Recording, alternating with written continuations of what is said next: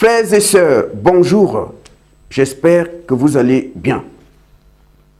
C'est triste de voir qu'au milieu de nous, il y a encore ceux et celles qui croient qu'on peut vraiment traiter avec nos parents décédés.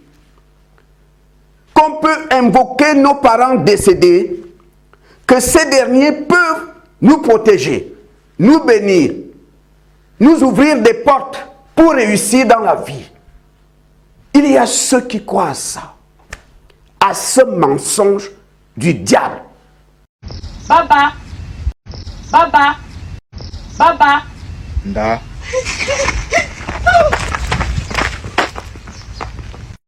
Baba, Baba, Baba.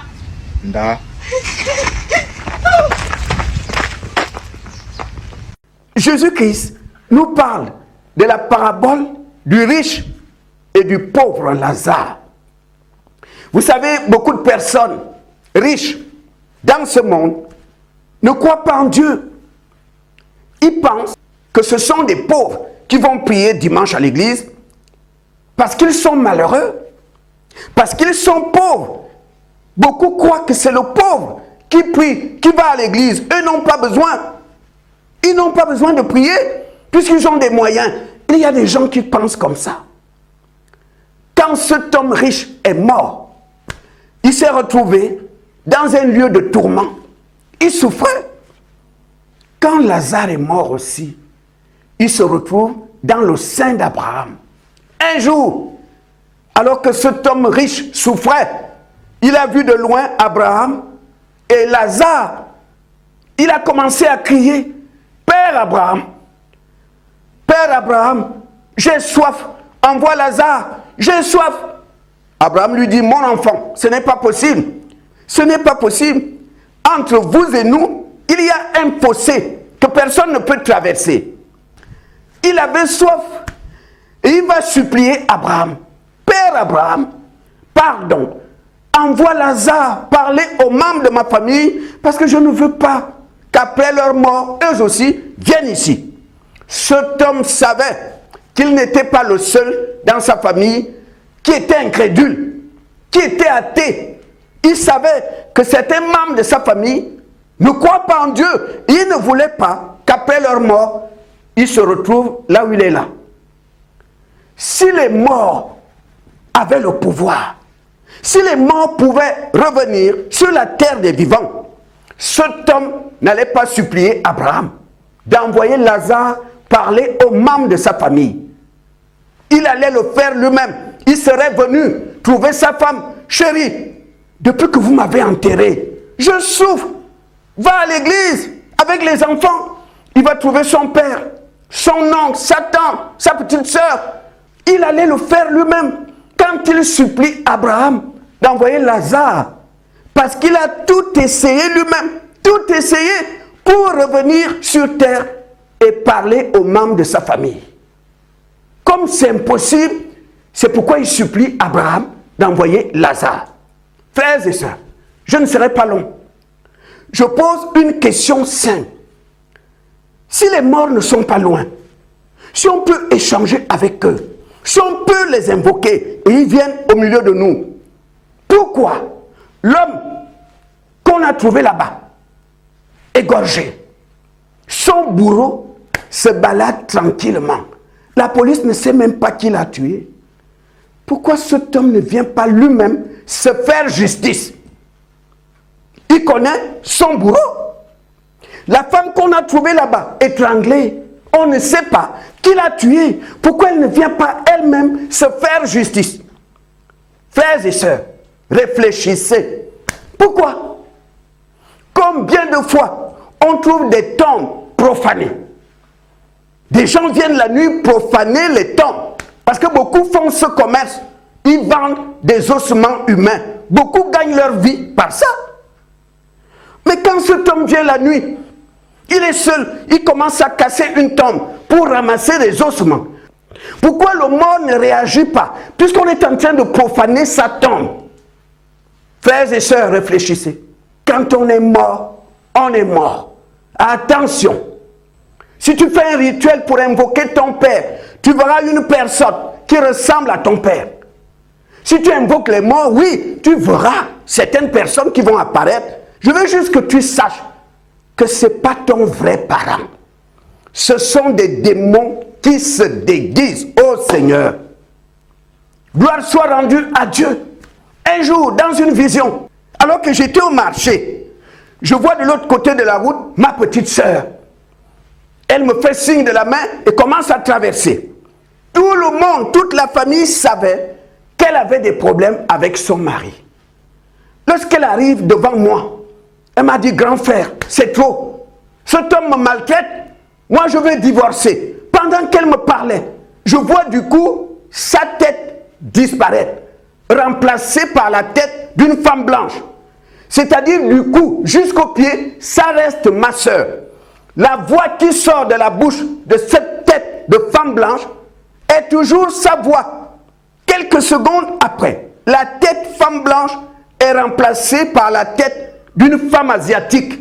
C'est-à-dire du cou jusqu'aux pieds, ça reste ma soeur. La même tenue. Je me réveille. Le Seigneur m'a dit, tu as vu avec quelle facilité les démons se déguisent. Pour eux, c'est un jeu d'enfant. Tu as vu avec quelle facilité les démons se déguisent. C'est pourquoi je t'ai montré cette vision. Beaucoup de personnes, Satan les a trompés dans les rêves en prenant des apparences de ta meilleure copine, de ton homme, de ton père, de ta mère. Et quand toi tu te réveilles, tu te dis, mon père me veut du mal. Je l'ai vu dans un rêve, il avait le couteau, alors que c'est un démon qui s'est déguisé. Frères et sœurs, si tu es enfant de Dieu, comprends que tous les rêves ne viennent pas de Dieu. Et quand tu as un rêve, il faut consulter ton père. Tu vas à genoux. Papa, cette nuit, j'ai vu ma grande sœur avec le couteau. Elle était derrière moi. Seigneur, je veux savoir, est-ce que c'était ma grande sœur? Un enfant de Dieu ne croit pas bêtement. Quand il reçoit, il va auprès de son père vérifier si le rêve a été envoyé par son père. C'est comme ça que Satan a trompé beaucoup parmi vous. Vous ne vérifiez jamais vos rêves auprès du Seigneur. Beaucoup de femmes qui ont été délivrées du mari de nuit. Parfois, quand le mari de nuit vient, entre dans ta chambre, il prend l'apparence physique de ton mari. Les démons se déguisent. Frères et sœurs, ne soyez pas comme des païens qui ne comprennent rien, qui sont aveugles. Ces païens invoquent les morts, croient vraiment que les morts peuvent apporter quelque chose de positif dans leur vie. Ils croient que s'ils traversent des difficultés, leurs parents décédés peuvent ouvrir les portes, peuvent les bénir, peuvent les délivrer de certaines situations. Mais le mort qui était enterré là dans le cimetière, on profane sa tombe la nuit. On prend les ossements. Mais pourquoi le mort est là? Il regarde comment on profane sa tombe. Pourquoi il ne réagit pas? Ce corps qu'on a trouvé là-bas, en décomposition avancée, on ne sait même pas qui a tué cette personne.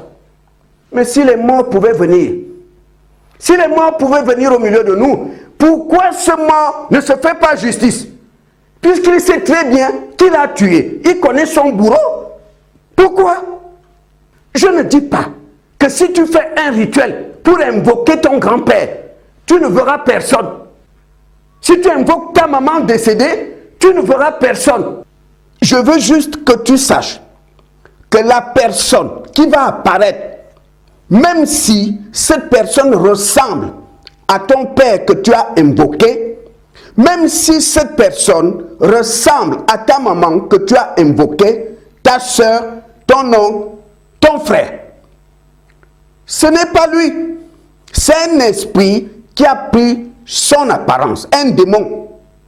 Maintenant, pour être sûr que c'est bien un démon, il te suffit seulement de dire au nom de Jésus et tu verras sur le champ cet esprit disparaître et partir. Parce qu'au nom de Jésus, les démons prennent la fuite. Baba, Baba, Baba. Nda.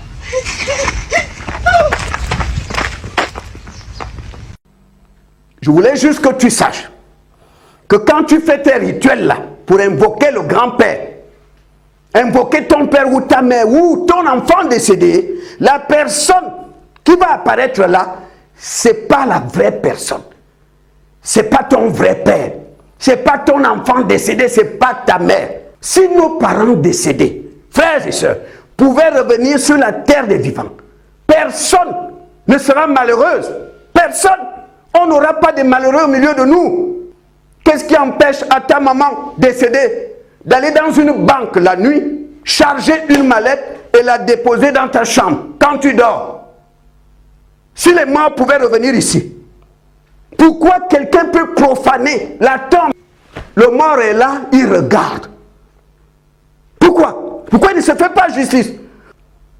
Frères et sœurs, ce sont des démons qui se moquent de nous. Donc ces histoires de culte des ancêtres, culte des morts, viennent du diable pour nous lier à ce mensonge.